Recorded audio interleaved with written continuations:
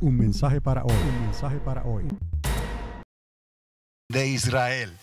Entonces nosotros vamos a estar aquí juntamente con los apóstoles, juntamente con el pueblo de Israel, juntamente con todos los que Dios resucite y levante y los traiga al milenio sobrenaturalmente después de la resurrección. Pero hay que darle lugar a los seres humanos que se van a multiplicar, casándose, dándose en casamiento, teniendo hijos, nietos y bisnietos, que van a estar repoblando la tierra durante 1000 años. Entonces estamos viendo que Dios le está dando la prioridad, en este caso, a través de Jesucristo, su Hijo, como Rey y Señor, León de la tribu de Judá, a la nación de Israel. Y entonces nosotros vamos a estar colaborando con el Señor, porque los que estamos glorificados ya, que hemos sido resucitados, no necesitamos ningún arreglo ya. Los que van a necesitar convertirse, convencerse y servir a Dios por 1000 años son los humanos, que van a estar aquí en la tierra multiplicándose durante esos 1000 años. Entonces, cuando al final del milenio se nos muestra en la Escritura que habrán cielos nuevos y tierra nueva, ¿qué es lo que se ve? Bueno, Juan nos dice en el libro de Apocalipsis que va a ver la ciudad santa vestida como novia ataviada. Esa ciudad santa, esa nueva Jerusalén, se identifica entonces con la iglesia, con la novia y con la desposada. Pero eso ocurre al final del milenio. Lo que esto nos da a entender también la posibilidad que Dios el Padre espere para hacer las bodas finales, a que todos estén dentro ya, todos los invitados hayan aceptado, hayan entrado, y entonces cuando se crean esos cielos nuevos y esa tierra nueva, se descienda esa nueva Jerusalén de los cielos. Esa nueva Jerusalén será la desposada, como dice el libro de Apocalipsis. Entonces, durante ese tiempo podamos relacionarlo entonces con las bodas del Cordero. Esa observación hay que hacerla cuando alguien quizás piensa que durante todo el milenio van a ocurrir las bodas del Cordero. Hay que recordar lo que va a hacer el Señor con el pueblo de Israel, los hijos de Jacob, durante esos 1000 años, los 12 tronos y todo lo que va a acontecer, conforme a lo que nos dice el profeta Ezequiel en sus escritos. De ahí entonces que podamos otra vez utilizar la suma de la palabra es la verdad, y usamos esa información, la que tenemos en los libros de Ezequiel, la que tenemos en el Nuevo Testamento, y podemos contestar a estas preguntas quizás de una manera más acertada, que podamos entonces explicar y atar todos los cabos. ¿Me está entendiendo? Que es necesario con la palabra poner todas las piezas del rompecabezas en su lugar, porque si no vamos a dar un retrato, una foto equivocada, podríamos. Entonces es necesario darse este trabajo para poder indagar como Dios manda. Entonces espero que eso haya contestado su pregunta. Entonces, regresando otra vez a esta primera diapositiva, les prometo que en esta noche no tenemos tantas diapositivas, si acaso unas 11 o 13, algo así. Pero esto es necesario entenderlo, porque este entonces viene después de Apocalipsis 16, 17. Este entonces aparece en Apocalipsis 16, 18 en adelante.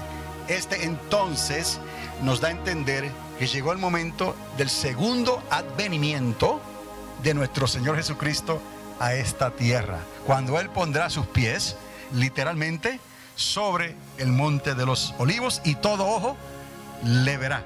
Entonces eso es necesario entenderlo, porque ahí pudiéramos entonces acomodar estos eventos en esos 75 días adicionales que nos muestra la Escritura. Continuando, vamos al libro de los Hechos. Bueno, si usted no trajo su Biblia, lo puede leer aquí. Pero esto es lo que dice Hechos, capítulo 17, verso 24 al 28. Esto es algo que se nos deja saber en la Escritura, porque esto iba a ser de gran importancia para el tiempo en que estamos viviendo hoy. nos dice así el Señor: el Dios que hizo el mundo y todas las cosas que en él hay, siendo Señor del cielo y de la tierra, no habita en templos hechos por manos humanas, ni es honrado por manos de hombres, como si necesitase de algo. Pues Él, Dios, es quien da a todos vida y aliento y todas las cosas, y de una sangre ha hecho todo el linaje de los hombres, para que habiten sobre toda la faz de la tierra. Y ahora quiero que noten esto. Y Él les continúa diciendo: y les ha prefijado, determinado, el orden de los tiempos. Vamos a ir entendiendo que las cosas no ocurren por el azar, y que muchas cosas Dios nos hace entender que no se pueden adelantar ni se pueden atrasar o retrasar.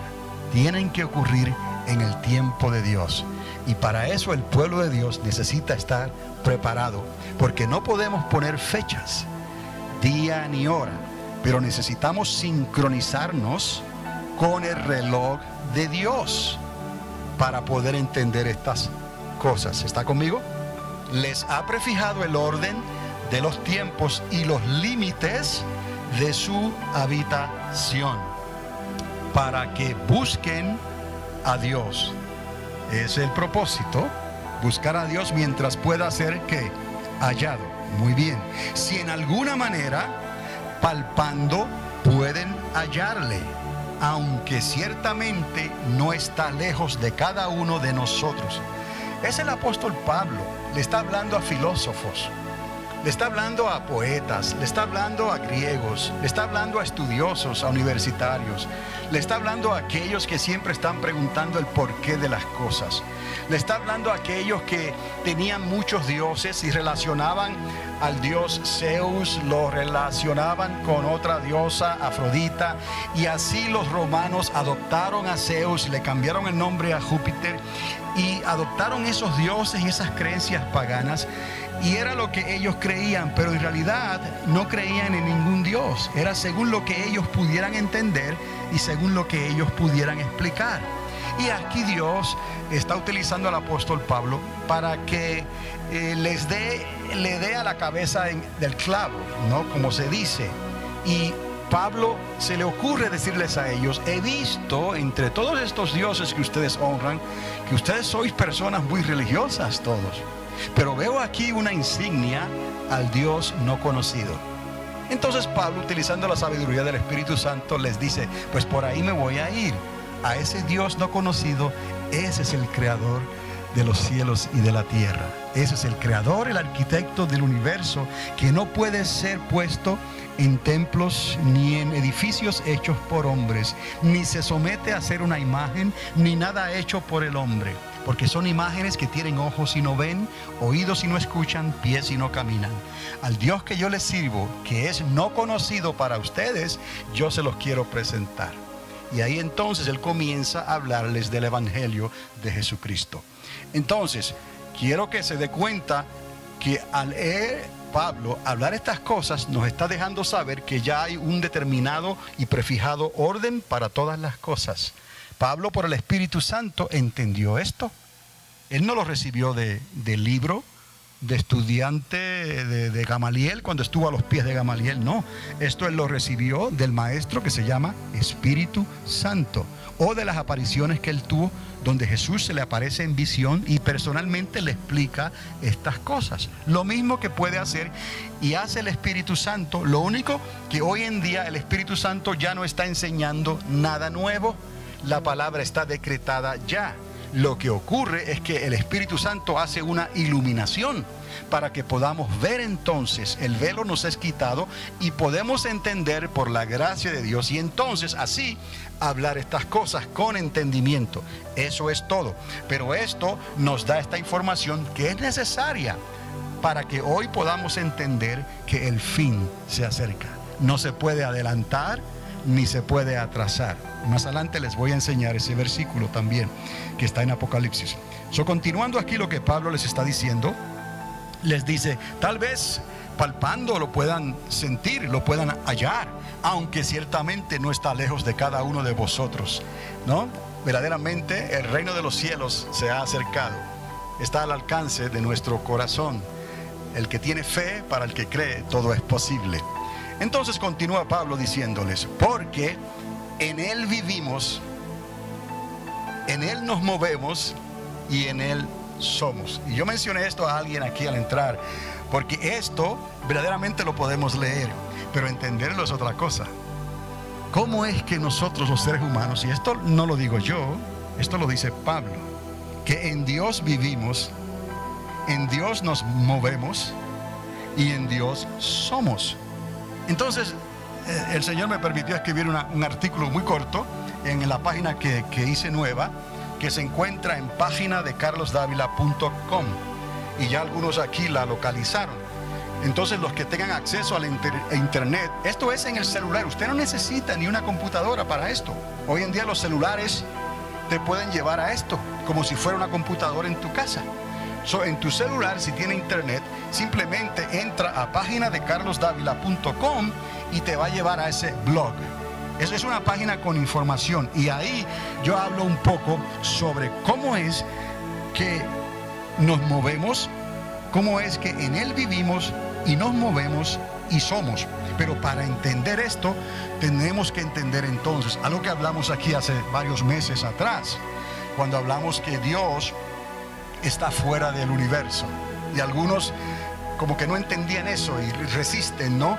Porque dicen, pero Dios está en todos lados. Recuerda que Dios dijo que la tierra es como estrado de sus pies. Eso no vamos a debatir de estas cosas, pero para poder entender la eternidad, tenemos que entender que nuestro Dios no está dentro del universo. Nuestro Dios, el creador, arquitecto, tiene que estar fuera. Entonces Él crea lo que se conoce como el tiempo y el espacio. Ahora, habiendo establecido Dios el tiempo y el espacio, entonces Dios prefija el orden de los tiempos y los límites de su habitación. ¿Está conmigo? No es muy difícil de entender si lo recibe con una mente abierta, descansada. No le dé dolor de cabeza tratar de entender esto. Pero aquí está el tiempo, el orden de los tiempos y el orden y los límites del espacio. Tiempo y habitación. ¿Qué es lo que les quiero decir con esto? Que Dios, el arquitecto, desde afuera. ¿Qué es desde afuera? La eternidad. Entonces, hay un escritor que ya pasó a estar con el Señor hace muchos años, en el 72, se llama Watchman Nee, y nosotros en el discipulado que hicimos estudiamos libros de Watchman Nee, y la forma en que este chino pensaba era esa, que había una eternidad anterior y una eternidad posterior. Es la misma eternidad, pero hay una eternidad que podemos decir es antes y otra eternidad que podemos decir es después. Lo que existe entre la eternidad que es antes y la eternidad que es después se llama tiempo y espacio. Eso lo hizo el arquitecto del universo, creando el universo a través posiblemente del Big Bang, de esa teoría que es muy aceptada, que dice que el universo tuvo un comienzo, y si tuvo un comienzo, tendrá un final. Entonces, ahí las cosas que tienen comienzo y tienen final se acomodan entre la eternidad de antes y la eternidad de después. De ahí que el creador del universo está afuera y Él mira, Él puede meterse dentro del tiempo y el espacio porque Él es omnipresente. Es uno de los atributos de Dios. El Espíritu de Dios se movía sobre la faz de la tierra. Los ojos del Señor, los 7 ojos de Dios, las 7 lámparas, todo eso significa que Dios Espíritu puede estar en todos los lugares al mismo tiempo. Que lo que Dios quiere saber, Él lo sabe, y lo que Él quiere posponer y no saber, pues no lo sabe y lo pospone hasta que Él le da la oportunidad de aquellos que está probando para ejercer su libre albedrío, respondan. Y entonces Dios sabe cómo respondieron. Porque de otra manera, ¿para qué tenemos libre albedrío si ese libre albedrío no pudiese ser probado? So, Dios puede, como Dios omnipotente que todo lo puede hacer, reservarse el conocer qué voy a hacer, cómo voy a responder yo ante una situación. Él lo puede saber, pero para probarme se retira hacia atrás, por decirlo así. Y de momento no sabe como yo, un ser humano que fui hecho a imagen y semejanza de Dios, que tengo un libre albedrío, voy a responder sí o no, voy o no voy, camino hacia allá o camino hacia allá. Entonces Dios me deja a ver qué voy a hacer. Y cuando yo comienzo a moverme o comienzo a hacer algo, Dios dice, ajá, ya veo que me temes, ya veo que puedo confiar en ti. Siervo, entra al gozo de tu Señor. Es simplemente una idea para probar nuestro libre albedrío. Regresando a las eternidades, es necesario entonces, para poder entender esto que está hablando el apóstol Pablo, y recuerde, él está hablando a filósofos, porque más adelante termina esto que está diciendo con un comentario como, y uno de vuestros poetas bien ha dicho, ¿no? Y lo usa de referencia. Entonces, él les está hablando en ese Dios que vivimos dentro de Dios, en ese Dios que nos movemos dentro de Dios, y en ese Dios somos dentro de Dios. Entonces, para entender estas cosas, y como Dios es eterno, tenemos que ver la eternidad de antes y la eternidad de después. Y entonces, vivimos, nos movemos y somos dentro de ese tiempo y espacio que Él determinó. Es como decir, aquí está la eternidad de antes, aquí está la eternidad de después, y aquí entre corchetes está el tiempo y el espacio que Él creó para nosotros. Ahí entonces vivimos, nos movemos y somos.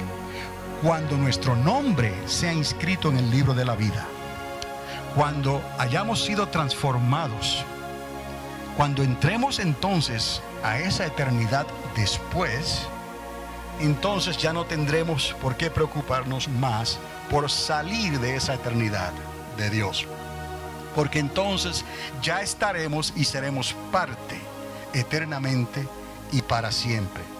Pero mientras eso llega, estamos viviendo en tiempo prestado, tiempo y espacio que está esperando el cumplimiento prefijado, el orden determinado por Dios y los límites de la habitación hasta donde podemos llegar mientras estemos vivos entre los mortales de la tierra, como vivientes. Hay que entender estas cosas ahora para entonces poder pensar en el infinito Dios, por decirlo así, porque a algunos se les hace difícil entender la eternidad. Y Watchman Nee miraba una eternidad presente y una eternidad después, o una eternidad pasada. Es una misma eternidad, pero está dividida para poder Dios acomodarnos a nosotros en el tiempo que Dios ha determinado. Y vamos a ver ahora en la siguiente diapositiva, creo, qué tiempo determinó Dios para la raza humana, bíblicamente hablando. Yo espero que esto les haya servido.